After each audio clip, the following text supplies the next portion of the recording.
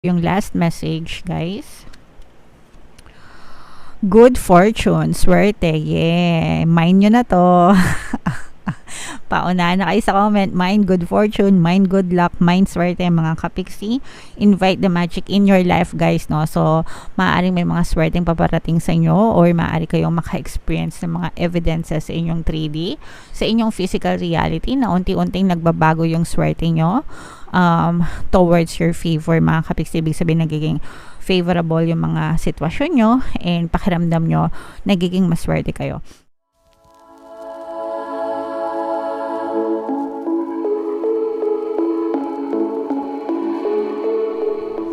Hello guys, hello Capricorn, welcome back to Pinoy Pixie Tarot. Ang pamagat ng ating episode for tonight is messages from the universe, mga kapiksi, for Capricorn, Sun, Moon, Rising Sign, and Venus para ngayong September to October, guys. Positive and negative, general reading lang, pwede mag-resonate, pwedeng hindi. Comment down below, mga kapiksi, if naka-resonate kayo sa mga messages para sa inyo. Believe in your dreams, mga kapiksi. Follow your dreams. Yan yung unang mensahe na gustong sabihin sa inyo ng inyong mga gabay. Always remember, guys, you can be, do, and have anything that you want in your reality.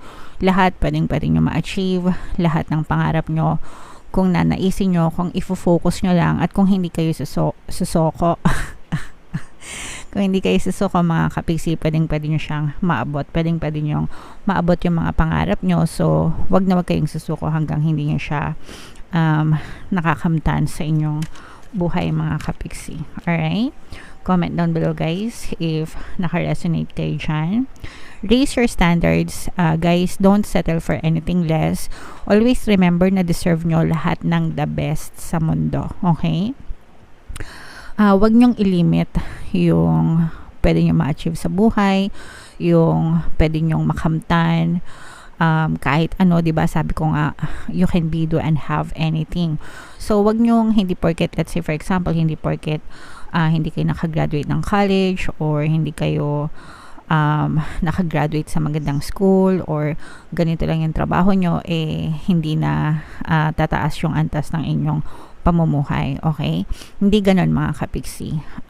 Everything is pwede nyong ma-achieve. Huwag nyong ilimit yung sarili nyo. Ang nagbibigay lang ng limitasyon sa sarili nyo is kayo. So, bakit? Diba? Bakit nyo ililimit yung sarili nyo? Wag. Okay? Always remember, always tell yourself na deserve ko lahat ng magagandang bagay sa mundo. Comment nyo yan sa baba, mga kapiksi. I deserve all the best in this world. Para talagang lahat ng mga magaganda, lahat ng kahit anong bagay na gusto mo, naisin mo, kayang-kaya mong makamtan sa buhay mo.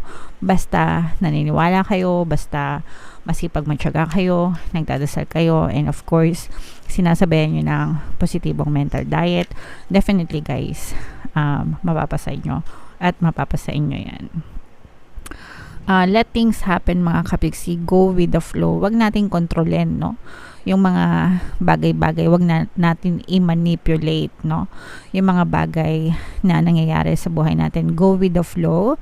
Yung mga nangyayari sa buhay natin, mga kapiksi, it's meant to teach us lessons, no? Positive man or negative man yung nangyayari sa mundo natin, doon tayo natututo. Doon tayo natututo ng leksyon, di ba? Sa school, magbibigay muna ng lesson si teacher, tapos tsaka siya magbibigay ng test or exam para malaman kung may natutunan kayo sa leksyon na tinuro niya. Sa totoong buhay, baliktad, mga kapiksi. Nauuna yung test, pagsubok, bago yung leksyon. Okay? So, just go with the flow, mga kapiksi. Everything that's happening, it's meant to teach you lessons. So, embrace nyo yung mga nangyayari sa buhay nyo. Alright? Another message for you guys. Archangel Raphael, guys, no? Kapag lumalabas ito, yung healing, yung ating health, yung ating i-focus, mga kapiksi, mental, emotional, physical, and spiritual na kalusugan natin, wag nating iti-take for granted, mga kapiksi.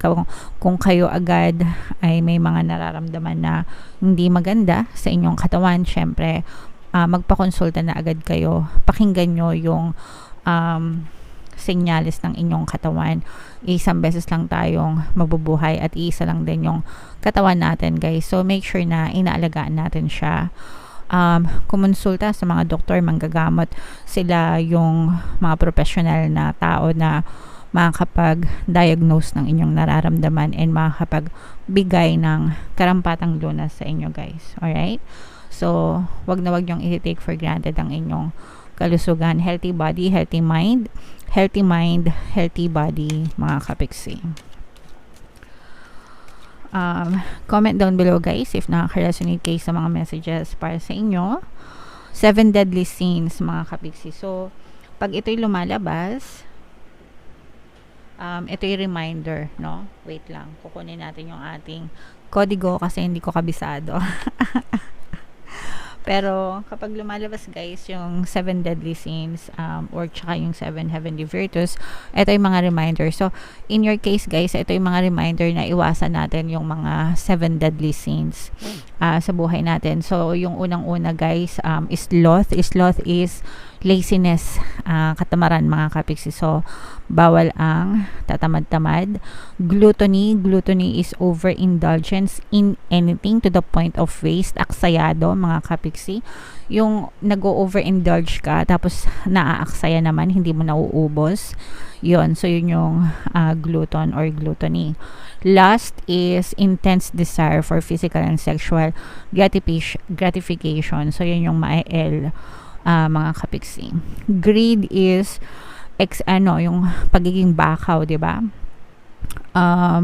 Excessive pursuit ng mga material possessions and power. So, walang masamang maghangad ng maunlad, mayaman na buhay, mga kapiksi. Ang masama is yung gumagawa ka ng masama para umangat yung buhay mo, no? So, yun na yun, yung nanlalamang sa kapwa, nagnanakaw, or I don't know, kung ano-ano pa, para lang masunod yung mga luho, material possessions and power. So, yun yung masama, mga kapiksi.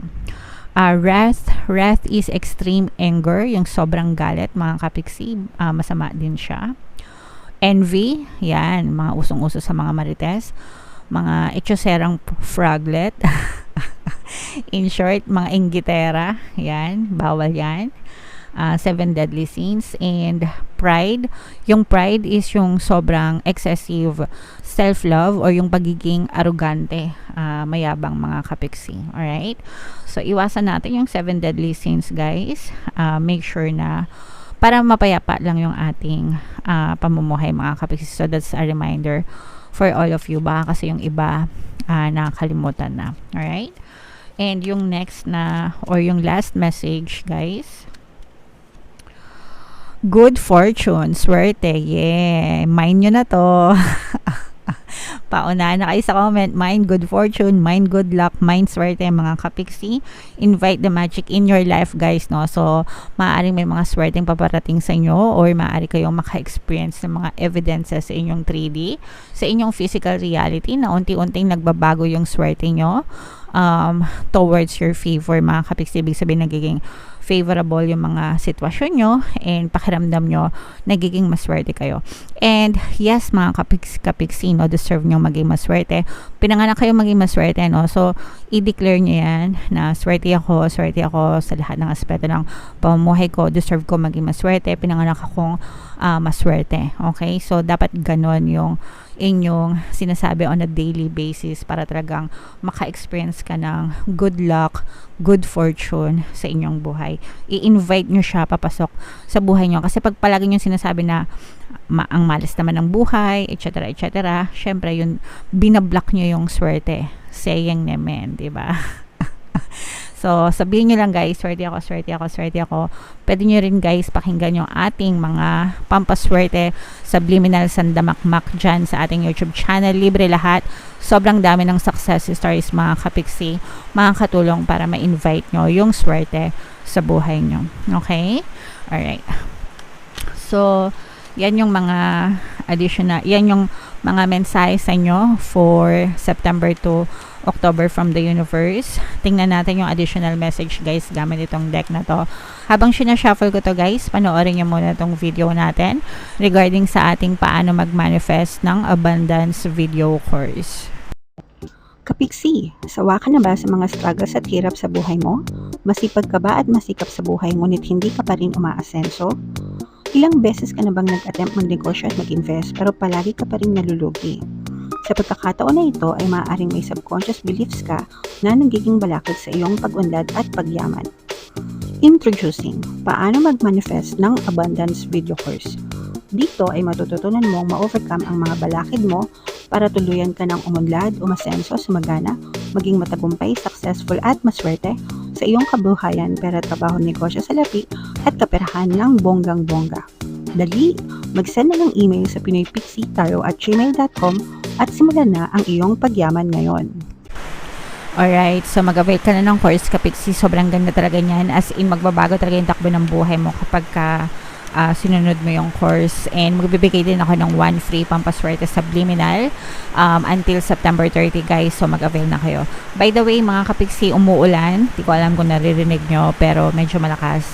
Pero may mic naman tayo. So sana naririnig nyo pa rin yung bosses ko. Alright, so ito yung additional message guys. Grabe, i-mind nyo na to. Prosperity. Ayan guys, so hindi ko alam kung nababasa nyo. Iko-close up natin. Prosperity. Okay, so pag sinabing prosperity guys sa Tagalog, kasaganaan, blessings, pagpapala. Guys, okay, so i-mind nyo na to. Ang ganda ng combo sa inyo guys kasi meron na kayong energy ng good fortune, message of good fortune, meron pa kayong message of prosperity or blessings, pagpapala. So i-mind nyo na yan sa baba, mind, swerte, mind, good fortune, mind, prosperity, mind, pagpapala, para talagang ma-experience nyo ito guys ngayong September to October, lalo na papasok na yung Bear months. Syempre pag Bear months, marami talagang pera yung mga tao dahil bigay ng bonus tsaka 13th month, diba? So, tsaka maraming namimigay ng pamasko, diba? So, congratulations in advance para sa inyo. Let go of the past and embrace change mga Kapiksi. Medyo madilim na, hindi ko mabasa.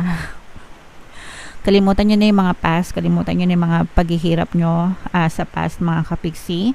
Opportunities are close at hand. May mga opportunities na dadating sa inyo. Sumabay na kayo dito sa mga magagandang opportunities na to. Hop, no? Hop, kaya may frog. Hop, di ba yung hop, tumatalon? So, tumalon na kayo dito sa mga opportunities na to mga Kapiksi. Abundance and good fortune. Ayan. Await you. Close up natin guys para mabasa nyo talaga and makita nyo. Yung last sentence, nababasa nyo ba? Abundance and good fortune await you. So, ito, prosperity, abundance, good fortune await you. Ayan, good fortune. Diba? Magandang combo. Grabe sa combo ito, Capricorn, no? Na-hype ako. Na-hype ako sa reading nyo kasi sobrang ganda ng combo. Grabe. So, again guys, i-mind nyo na to dyan sa comment section para talagang ma-embrace nyo, mayakap nyo itong mga swerte at pagpapala na to sa inyong buhay. Okay? So, comment down below guys if naka-resonate kayo, if tawag dito, na-excite kayo sa reading. And ito yung ating 2024 kapalaran mga Kapiksi. Kung hindi nyo pa napapanood, panoorin nyo na. And ito naman yung ating success stories ng paano mag-manifest ng abundance video course. Thank you for liking, sharing, and subscribing guys, and see you again next time. I love you all. Have a nice day. Bye-bye.